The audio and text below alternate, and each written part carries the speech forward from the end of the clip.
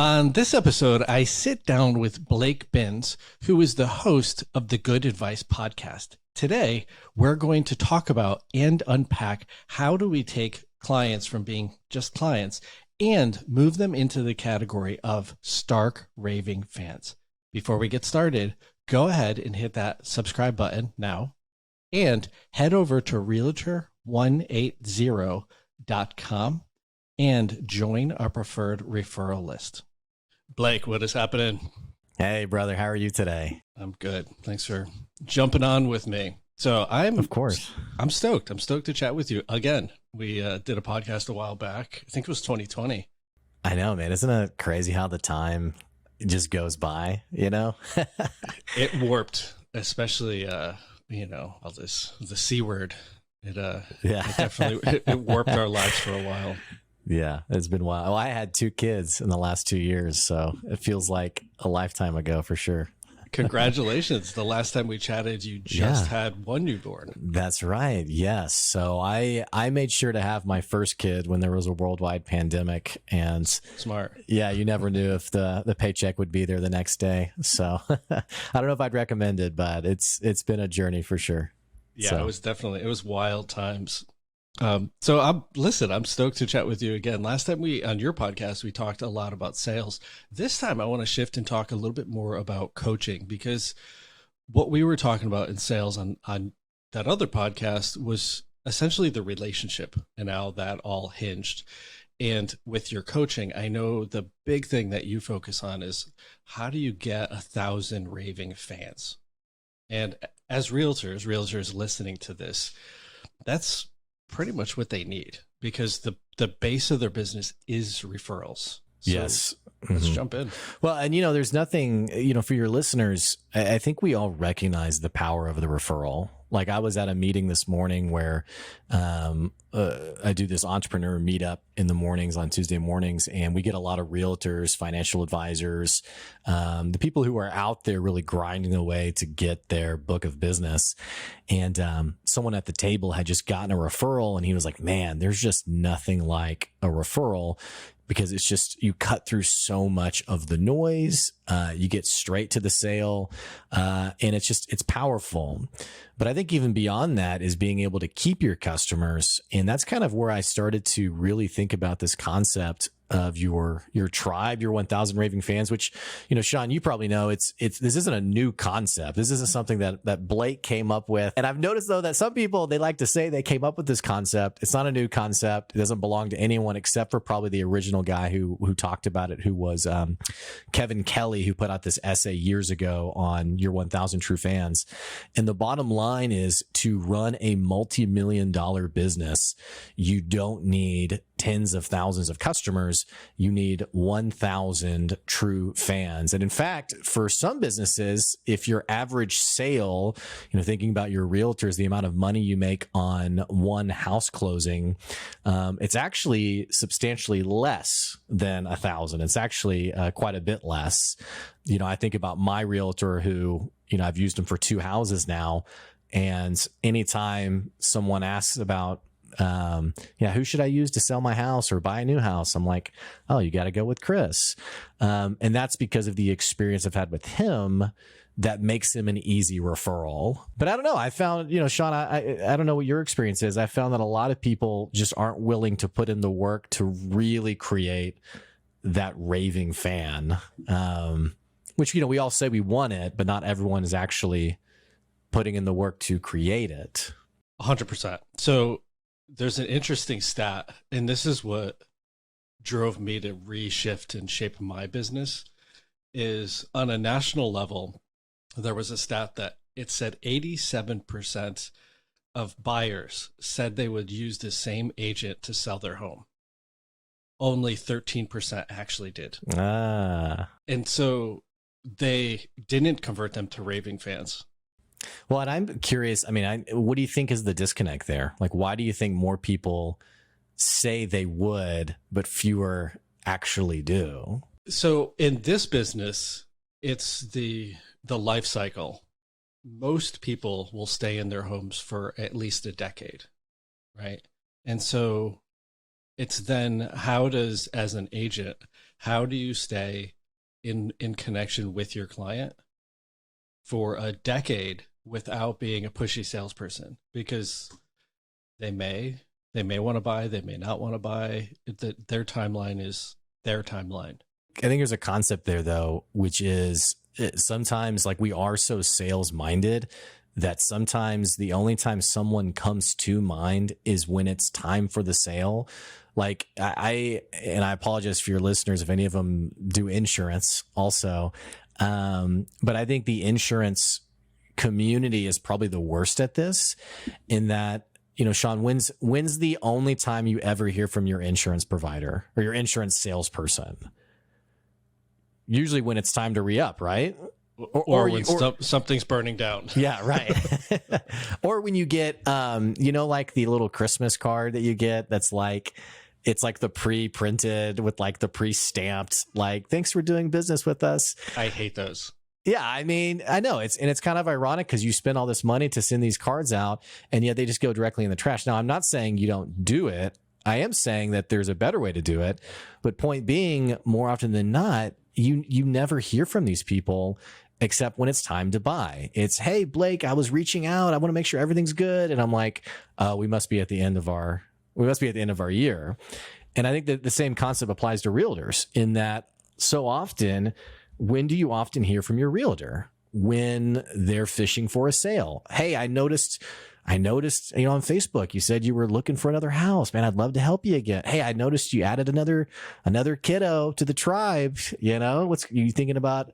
Upsizing, downsizing, you know? And I think what I've found is the people who really create those customers who come back again and again, they do a really good job at creating authentic relationships. And I don't mean, you know, you need to be your customer's best friend. You know, you got to stalk them and be around all the time, but it's just genuine touch points, as opposed to it's time to buy again and here I am. It's funny. I'm thinking about real estate or insurance now that you brought it up. It's the rule of it's a relationship. Like any relationship, if you, let's say your best friend and you call them this week and you're like, hey, I need a favor. Can you come over, help me move this? And then you call them next week and you're like, hey, I need to borrow your ladder. And then you call them the following week. You're like, hey, I need this and I need that. I want this. I want that. Eventually they're going to stop taking your call. Right. There's nothing in it for them. Relationships, my favorite quote is, relationships are not a place to go and get something. They're a place to go and give something. And my business personally took off exponentially when I really internalized that concept, when I fully understood it, and then I applied it to all my marketing that's going out. And not just begging people for this and that, but actually giving them things of value, what's valuable to them. And just to take this conversation a step further, and I'm not saying, you know, for your listeners that you guys have to necessarily do this, but thinking about my realtor, who I will probably use for life. I'm one of his raving fans. He's done two things with my house sale and purchase. The first one was when we moved into our new home now, for whatever reason, it has taken forever to get the internet up and running. Well, so he called, hey, how's the new home? What do you think about it? And it was legitimate, like, what's going on? How are things going? And I was like, Chris, it's driving me crazy. I can't get the cable company to come out and get the internet up and running, which, you know, I have a podcast, I have an online business. And so he's like, hey, well, I sold a house to the guy who manages all of like the cable laying at the cable company. Do you want me to call him and see if he can get out to your house? And I was like, yeah. He was out that day. Like, he had a crew out that day. So that was one thing he did.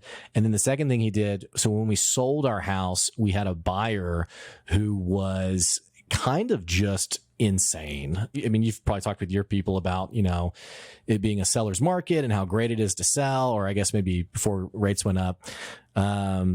But we had this guy, he was an all cash buyer. We were really excited about him.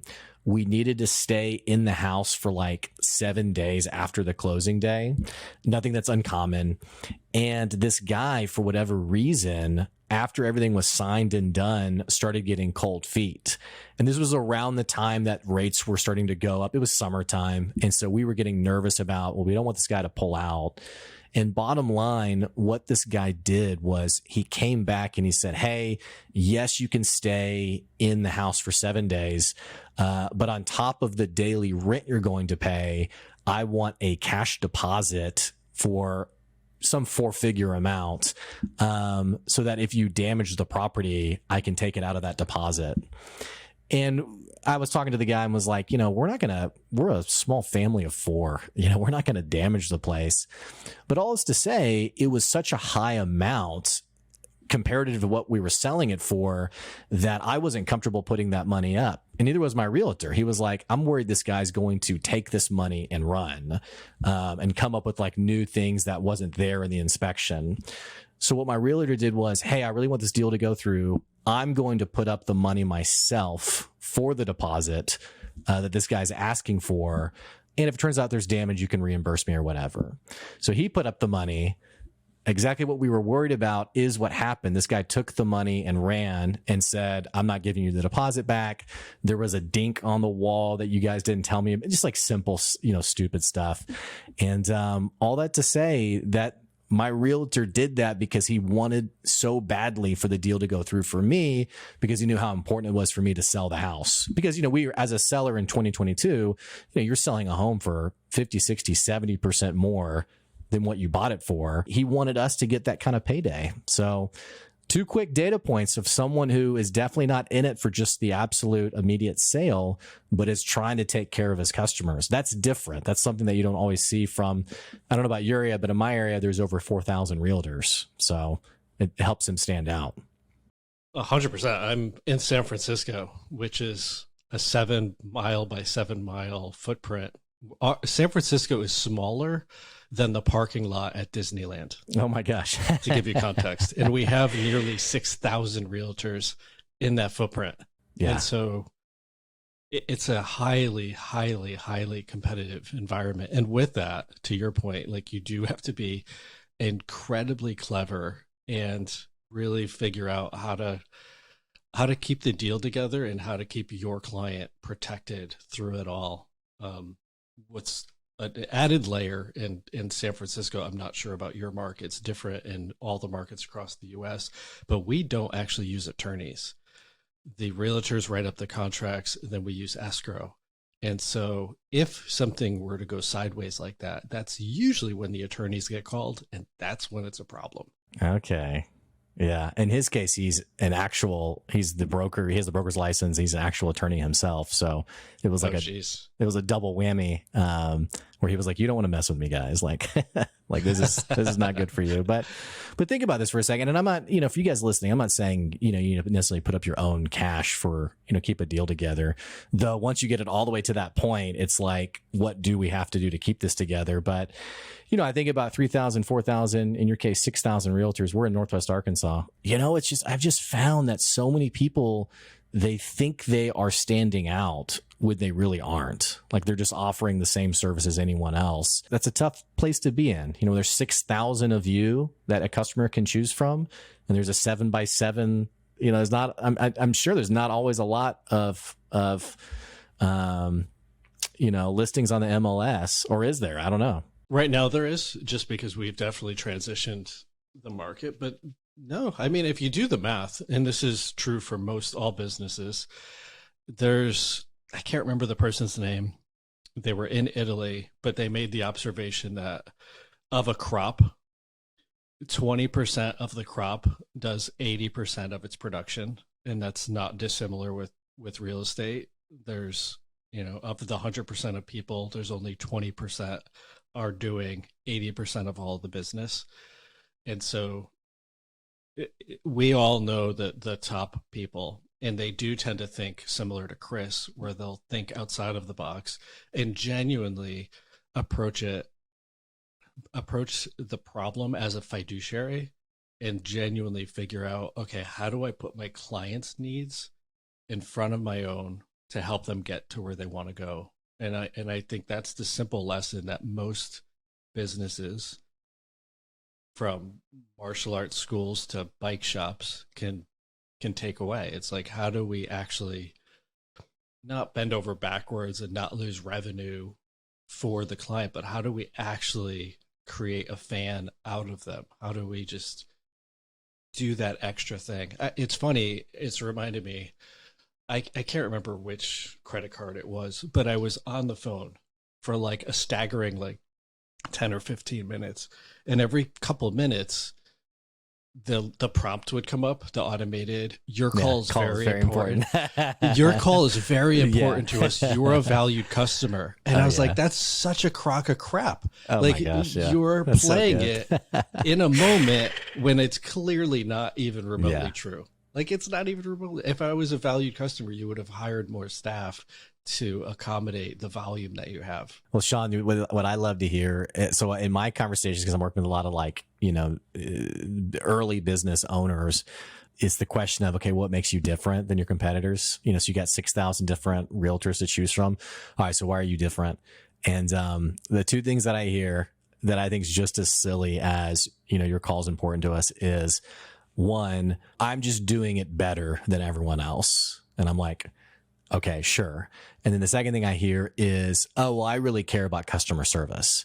It's just such a silly answer because like everyone says this. Everyone says, oh, customer service, that we bar none, like we're giving the best customer service. But think about how many times you've actually had transformative customer service from a business. You could probably name it maybe 5 times or less. I think sometimes we as business owners, we think that we're giving stellar customer service when we are just providing basic customer service, but it's few and far between that people are actually going the extra mile. Like imagine if that credit card company, you got off the phone, it got resolved, and then a manager hopped on or someone called you back. Hey, I noticed you were on hold for 15 minutes. Hey, I just want to tell you, I'm sorry about that. I'm sorry you had to wait so long. Or even, shoot a text over or something where it's like, oh, you can't send a text message to a corporation. It's like, well, why not? Like these little things that just move the needle. I've just noticed that a lot of people they're just disinterested in like those small things, which is funny because those are the things that actually make the biggest difference. Yeah. Especially if you're, again, well, if we put it to small business owner, realtor, you generally get overwhelmed in your day. You have 50,000 emails you have to respond to. And then you think, I should send that text to that person and acknowledge them as a human being. And then you go, yeah, I'll do this other stuff. Yeah. I think if you don't, as a small business, if you don't structure it in a way to actually stand out and be unique, it's not going to happen. And not only is it not going to happen, it's not going to get trained. As a leader, you're not going to instill that thing into the staff who go out and do that for you. I think we as business owners, we really struggle with like delayed gratification in the sense of like, sending that text, I tell people instead of like insurance companies. So there's a woman who I was talking to who she had started up like this kind of boutique insurance agency. And, she was like, how do I get my foot in the door? And I was like, you should be sending like a thank you card to your customers that is a genuine thank you card and something that you handwrite, not the pre-printed crap. Like you should just go buy like a thing from Walmart. I mean, if your average customer is giving you however many hundreds of dollars, go buy a $5 card, take 5 minutes, write their name, thank you, yada, yada, and then sign it. Don't stamp it, sign it. And she's like, oh, that's so great. Here's what's so funny to me is you give a concept like this and someone's like, oh my gosh, that's so great. And it's like, is it really though? Cause it seems pretty, basic, But so anyway, I met up with her a few weeks later and I was like, hey, so how did that go? And she's like, oh, I just never got around to it. And I was like, that right there, that's the difference between the businesses who they're developing those raving fans and the ones who aren't.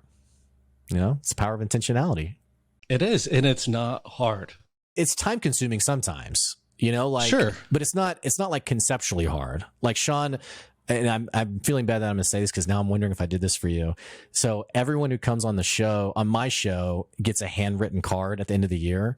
But now that I'm thinking like, did I send Shawn a card? I don't know if I did, but So what I do is I literally go out and I buy like a whole sleeve of thank you cards, and I literally, until my hand is cramping, hey, Shawn, hey man, thanks for coming on the podcast and talking about, and like I literally look up their episode, like, what did they talk about? Oh yeah, that was really great. Hey, this was a really great concept. You're always welcome back.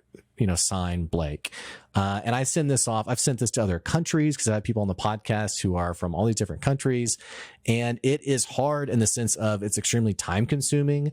It's a little bit obnoxious when you're on like number 50 and you're just like, oh my gosh, like this is just a lot of work and time. But this isn't conceptually hard. It's just that people don't, it's like, it's delayed gratification. It's like, that person may not ever read it. They may throw it in the trash. Maybe they don't even care. Maybe Blake will forget to send it to him. Who knows? And so why do it, I guess? Listen, I mean, it's not dissimilar of you have a dentist and you get on your birthday a postcard that's printed out and it maybe has a printed signature, not actually handwritten, but just like photocopied. And on a scale of 1 to 10, how amazing does that make you feel? It goes into my trash immediately. Unless they put a gift card in it, then I'm like, okay, yeah, thank you. Yeah. Otherwise, go straight to the trash. Don't even think about it. Opposed to a card that's in a not white envelope, that's shaped rectangular, or let's say more square, and there's a handwritten address to you on the outside. You're going to open it. And then when you do, if there's a handwritten note, regardless of who it's from, the value goes way, way up. We send typically, so the rule is with my team, we have to send 2 thank you cards a day. It doesn't matter who you send them to. You just have to get in the habit of gratitude by being appreciative of being in this business and having the amazing opportunity. And some days it's a struggle and some days it's easy. But you can send a thank you card to the nanny who watches your children, or the teacher who is teaching your children all day, or the person who cut your hair, or the person at the coffee shop. Do you know how amazing that would be to receive a letter or a handwritten note that says, hey, thank you so much for the exceptional service. Your employees are outstanding. You become my favorite coffee shop.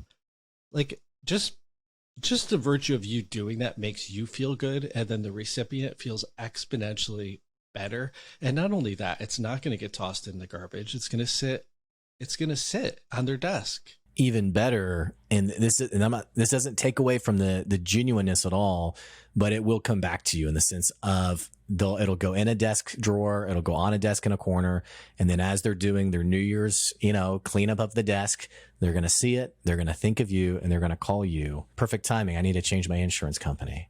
People really struggle, and it's kind of funny to me because we talk people on the internet are so, I'm just so authentic. I'm just so authentic, and it's like, everyone's saying this, but we know the few and far between people who actually are authentic. Same is true about intentionality. We know the people who are actually being intentional, and we're covered up by this every single day. Like if you're active on LinkedIn, like I am, we're all getting the messages that is like the LinkedIn connection request. Hey, I thought, we have mutual, whatever. I thought we could connect, and then you're like, oh my gosh, which I accept it because for me, it's one more set of eyes to put on my content. But, you hit accept, and then what happens like 8 seconds later?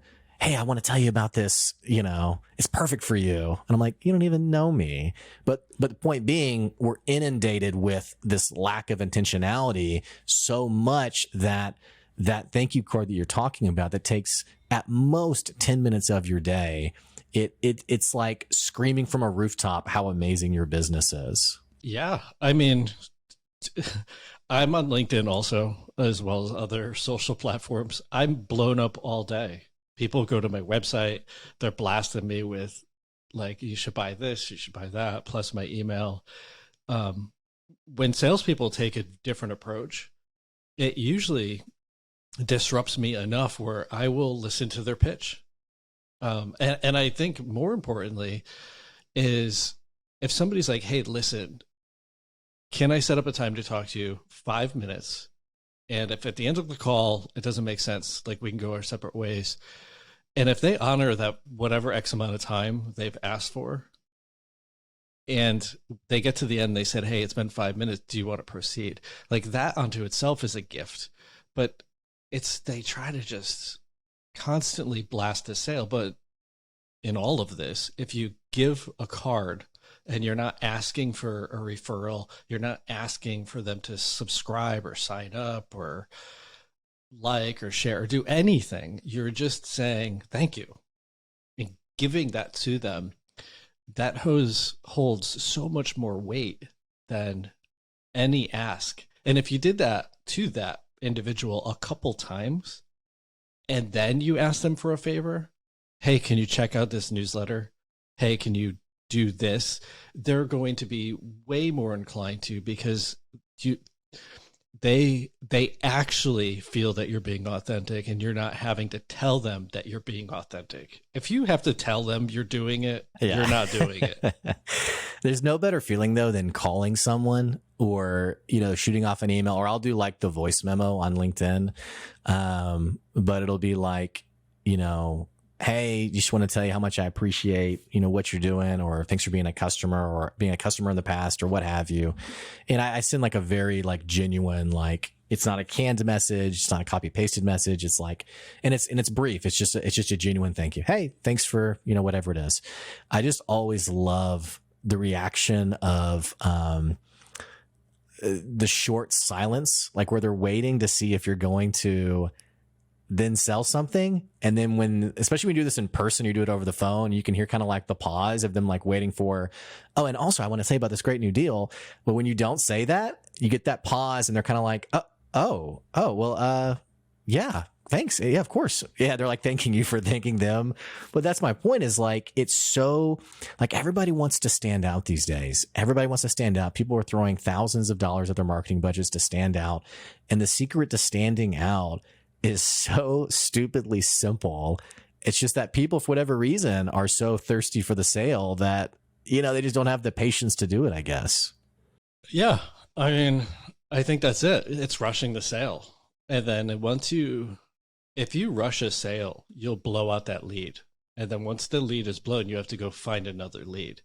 I don't want that to be mistaken for somebody ignoring you or somebody who hasn't said no, but hasn't directly said yes either. Like, and from a seasoned salesperson, you have to figure out the nuances to it and really understand the separation between sales and marketing, and to balance the two. And I'm sharing this from the perspective of a small business, whereas, we're not United Airlines with like a multi-million-dollar budget in both categories, right? We're small, and so we have to do this little dance. And I think for more often than not, if we slow down, we will go exponentially faster, which is counterintuitive. But if we just take the time to have this one-on-one interaction, now take the time to add to it. To your point, send the card. There was a salesperson. You'll have to look it up, or whoever's listening will have to look it up because I don't have it in front of me. But he holds the world's records for selling the most cars in the United States. This one individual sold more cars than any one dealership in the entire US. His strategy was he would send handwritten cards daily. Like per month, it was thousands of cards. And everybody knew, if you're going to buy a car, you go to this guy. And not only that, your family members went to him, your grandchildren went to him, your grandchildren's kids went to him. Like this guy was so embedded in the community by sending handwritten cards that it catapulted him past everybody else. But he had to slow down to do it. Like we think about, oh, am I good at sales? Am I not good at sales? Like you hear a story like that and it's like, well, can you take the time to send a card? Everyone's like, yes, I can. So like everyone's capable of selling. Everyone's capable of growing your business. The question is, will you, and here's the thing is I've just found that a lot of people don't have the patience for the long-term sale, which is funny because, again, getting back to the start of the conversation, do you want that person who's going to use you every time they buy or sell a home? I mean, outside of difficult customers, the answer is absolutely yes. And so it's funny how we will ignore the process, the long-term game of earning someone's trust to buy from us in chasing after, oh, that person's not going to buy, so I'm going to go to the next one. Or I think about, I had a guy who, this guy was trying to sell me on something. I don't remember what it was, but he called my business number. He emailed me. He somehow got my personal cell phone number. I don't know how he got it. Called that. Basically, I felt like he was stalking me.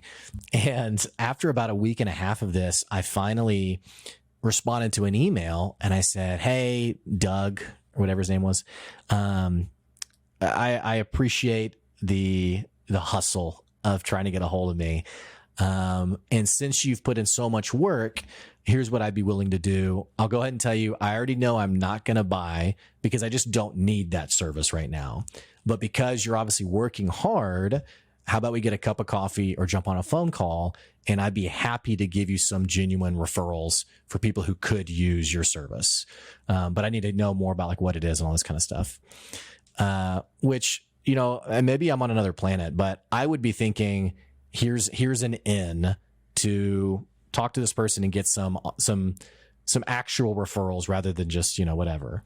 This person never responded again, never reached out to me, never, I don't even know what happened. This person disappeared into the ether. I have no idea what happened to them, because as soon as I said, I'm not going to buy, they were gone and they were moving on to the next person.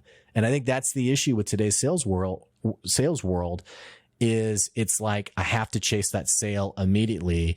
And if I can't get it, I'm disinterested. When the long-term game is actually what builds up your pipeline to be a longer-term sustainable business. 100%, man. In me, having done sales for 2 decades, the fatal mistake that person made was the short term. Is you basically gave them a not now answer, not a no never answer, which is distinctly different, right? And all that he would have had to ask is grab you for coffee, actually make a bond, make the physical connection. If you text somebody, the value is low. If you send them a printed postcard, the value is low. If you sit down eye to eye and have a coffee with somebody, the value is very high quality contact. And all that he would have had to ask is, what would have to happen for that to happen? Meaning, what would have to change in your business for you to make this purchase, or to be in a position to really evaluate if this would be a good opportunity for you? And he would have then had an answer, or at least more clarity as to where you were at. Because you may have said, oh, I just need to hire this one person. I'm in the process. They'll be hired next month. So we'll probably be in the position in a month from now. But he never stuck around long enough to find out. He could have just hung out for one more month and then had a sale. Or you in this conversation could have said, hey, I actually have a podcast. I really love your tenacity and your energy and your enthusiasm. And let me introduce you to all these past guests who I think would actually benefit from what you have to share. But he stopped short because for one reason or another, he did. And that's sad because it was literally all right there. He had a great in with a cold customer, someone he didn't know, and, didn't chase after it. So it's too bad. But again, that's today's sales world is, if I can't get the sale today, I'm moving on. It's funny. I saw a guy who was complaining on LinkedIn because he got shadow banned or something. And, so LinkedIn basically soft banned him because he was adding too many connections in a day. And he was using his business accounts to get around whatever the daily limit was. And it was funny because he was just complaining. He was like, this is so stupid. It's hurting my business because I'm getting soft banned when previously I was sending out, hundreds of connections a day. And I just remember thinking have you ever just considered not doing that and just actually genuinely forming connections? And he was just kind of like, it was like I was speaking another language. He was just like, no, that doesn't work. I was like, okay, well, that's how I do it, but what do I know? Yeah, it's like, what's better, having 100 people follow you or whatever, connect with you, or having one genuine conversation? Like, there's a huge distinction between the two, and people mistake one for the other and vice versa.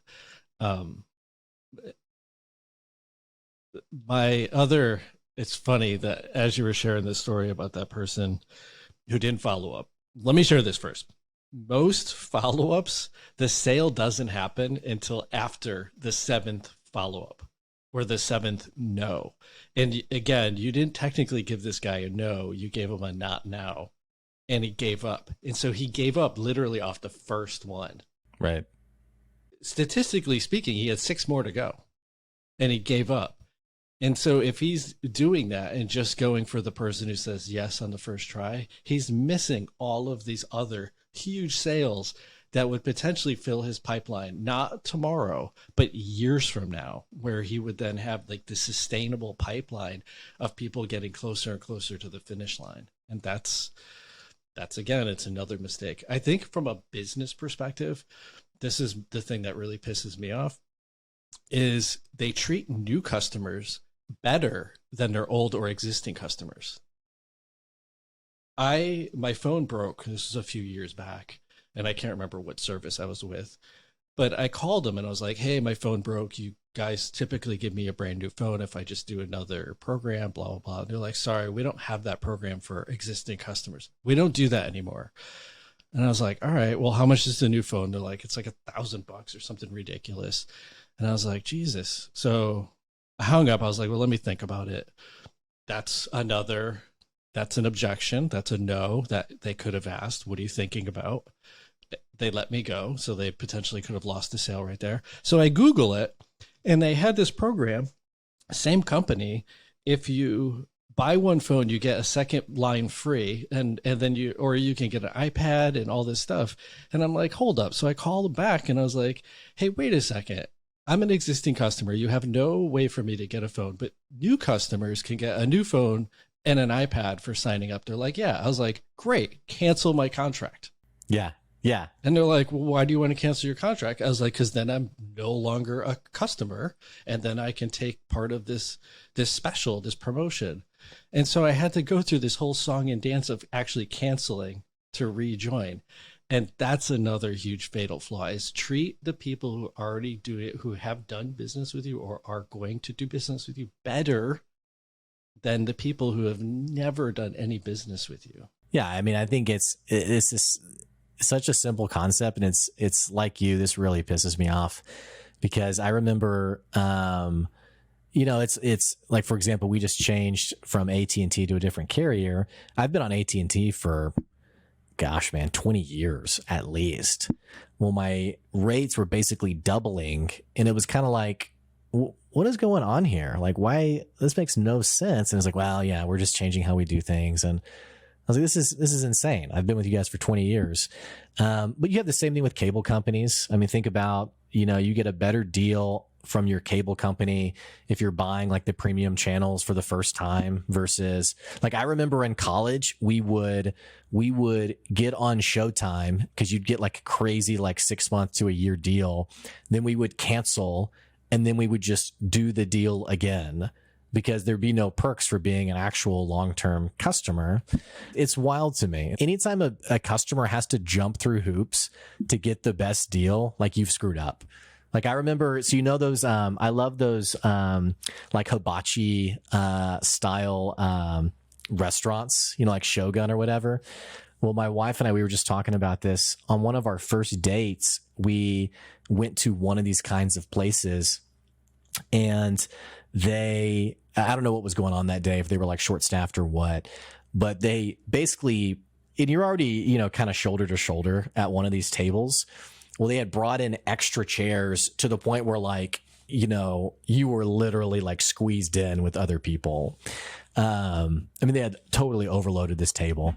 So I go to the host or whoever it was, and this was 10 plus years ago, And I basically was like, hey, I'm here on a date. Like, we're kind of just looking for a nice dinner. And, you know, hibachis are pretty expensive too. You're paying a bit of a premium to sit at this table. So I was like, hey, this is kind of silly. I think we'll just wait for just the next available table. Like, we don't mind waiting.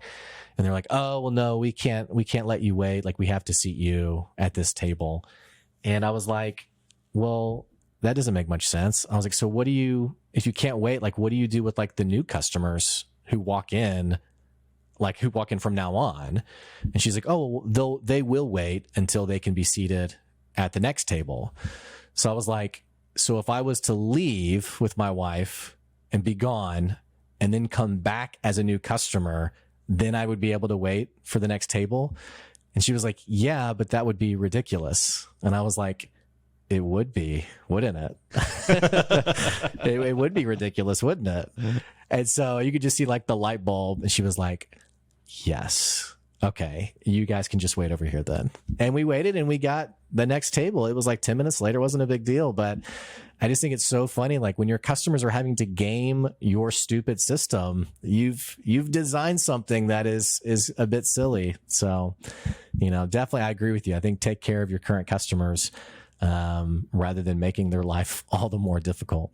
Yeah. I ran a martial arts school a number of years ago, and it was the first real business I actually ran. I didn't know what I was doing, but I did read a book, lots of books on the topic. And one of the books recommended, it said, you know, carve out time once a week and walk into your business as a brand new customer and see it from their perspective, from their experience.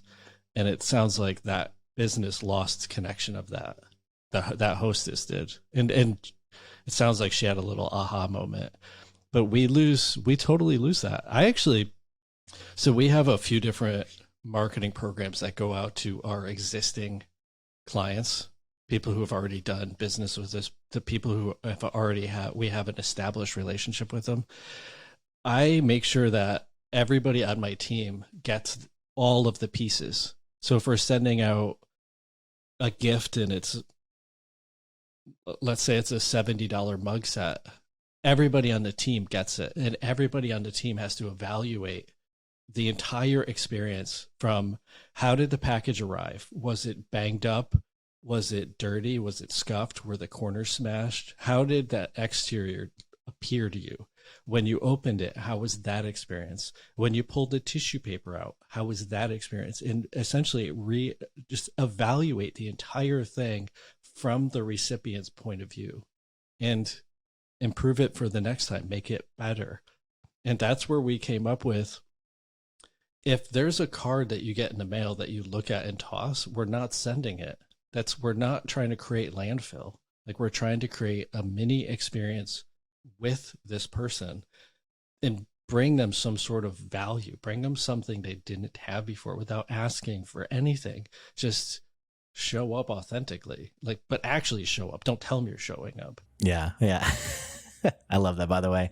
We treat our customers as number one. Okay, but do you really? Or is this a marketing statement? It's like, I was in a business years ago. I was in a business. Because I do a lot of like leadership development too.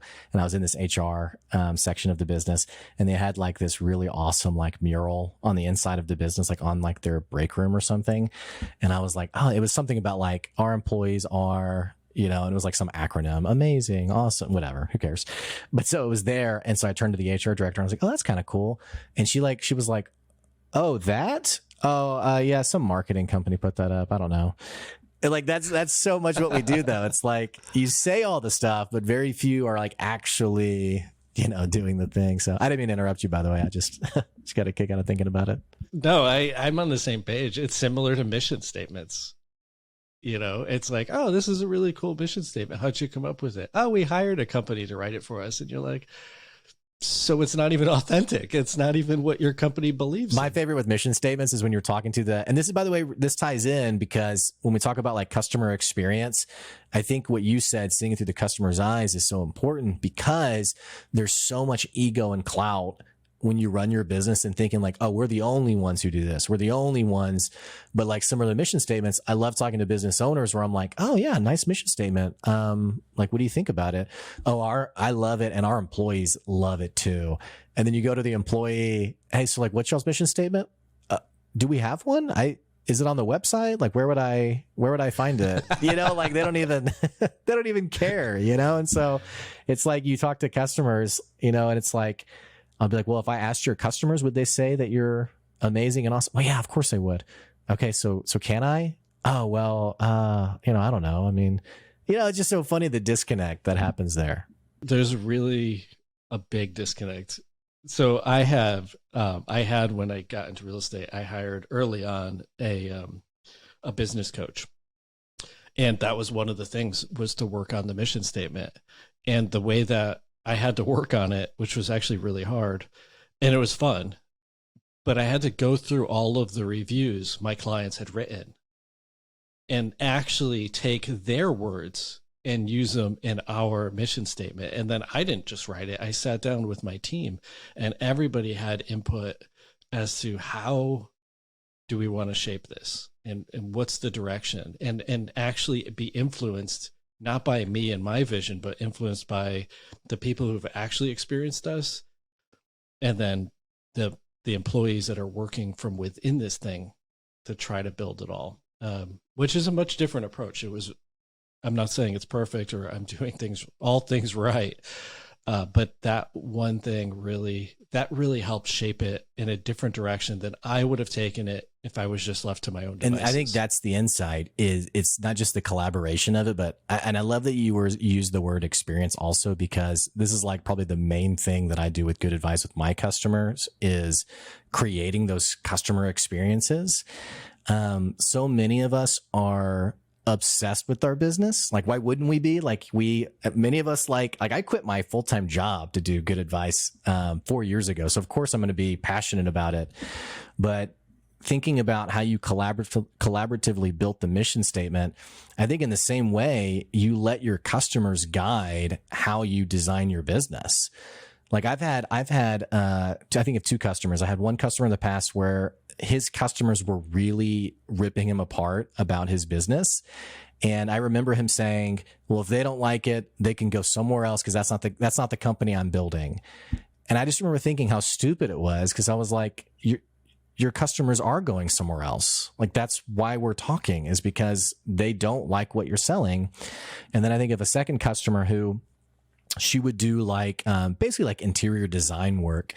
And she would do like a big Pinterest board for her customers. And it was really obnoxious because she was spending like all this time creating these Pinterest boards, like rather than like actually getting into the homes and doing like the actual interior design.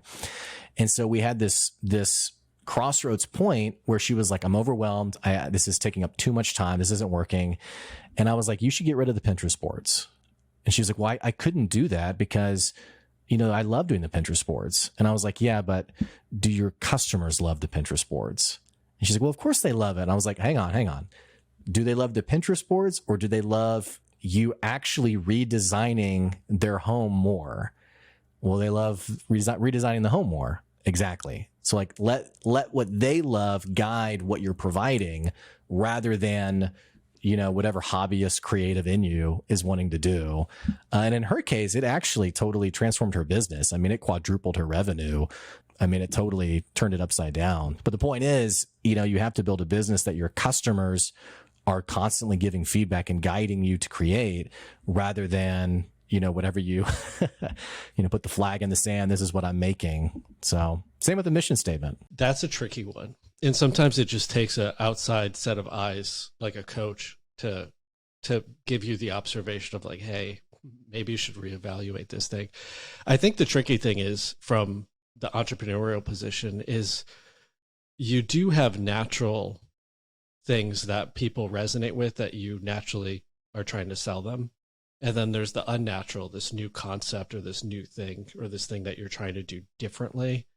And you're trying to introduce that. And then it's a fine dance to marry the two to get to that point. But sometimes it's too new or it's too different and you have to abandon it. And other times you just have to stick to it. But it's hard figuring it out. I think what is the true definition of entrepreneurship? Test and try until have enough money to continue to test and try until it works. Something like that. I mean, I haven't heard that, but I think it's brilliant though. I mean, like, what's the joke? I can't think what the joke is, but it's like, it's something to the effect of our grand opening was a huge success. It only took 5 times. And actually it's backed up by the way, like Uber launched like, 3 or 4 times, like all these businesses that, and frankly, it's why I get really nervous, bringing it back to, being a realtor.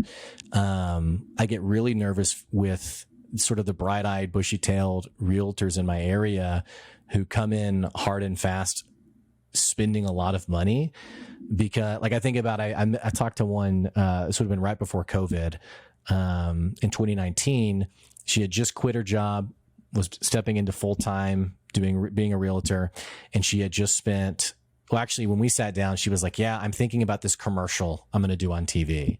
No customers yet, by the way. She's like, I'm going to do this commercial. And I was like, well, how much is it going to cost you? And she's going to cost $10,000. And I was like, I would not do that, because you need cash to survive long enough to exactly what you're saying, test and try. And in her case, I said that and she was like, okay, well, I already paid for it. So, and she didn't make it, unfortunately. I mean, COVID happened right after. So like many businesses, she didn't make it, but I think that is a brilliant statement though. Test and try and make sure you have enough money to be able to keep doing that for sure. Yeah. Thankfully, early on, I had some really good coaches, and one of the piece of advice that I got was, how much runway do you need to feel comfortable? Is how much in reserves in your bank account, in your savings account, how many months of savings do you need to where you can just not wake up in cold sweats in the middle of the night? And I ran the test on myself. It's like, okay, if I have 1 month, how do I feel? And I was like, terrible. I was like, 3 months, how does that feel? I'm like, not so good. 6 months, nope. 9 months, mm-mm. And so I decided on 12 months. I needed 12 months of reserves to feel comfortable. And then from that day forward, I look at, let's say I'm going to do a marketing strategy and it's going to cost me, let's say it's $5,000 a month. So I multiply that by 5 or 12 rather, 12 months. And then I make sure I have that much money in the bank before I make a decision to do it. So then this way I don't have to wake up in cold sweats, or after 3 months and we're just catching momentum, I have to give it up because I ran out of money. Yeah. Like I just paid $2,000 for like this marketing thing that I'm doing. And the way I approach it's very similar. And I think this is good advice for anyone. When you weigh risk versus reward, if it doesn't work or pan out at all, what does that do for your business? So in my case, I spent $2,000 on this thing. The upside's really great. The downside is I wasted $2,000. And so for me, I think, okay, what does that do to my overall standard of living, the money in the bank, if I was to take $2,000? And by the way, this isn't to say like every dollar doesn't matter or anything like that, but it's like, yeah, I could live without that $2,000. But if you're spending money, and this is so common, by the way, I talked to someone who was starting a coffee shop, and it was a mobile coffee shop. And so she needed to put up $40,000 for like this van she was going to buy and get all, wrapped and set up and stuff. And I was like, okay, so if you spend the $40,000, what happens if it doesn't work? And she kind of jokingly was like, well, it better work because it's my life savings. And like, that's the point, is if it doesn't pan out and you're ruined, those are bad investments for your business. Yeah, that's scary. There are people that go all in and they win big, and there's people that go all in and they lose big, and it's figuring out. Well, what's the survivorship bias? Like of course I'm going to make it, right? And I've just gotten to the point of where I'm comfortable with my own stupidity, where it's like, okay, some people have gone all in and they made it big.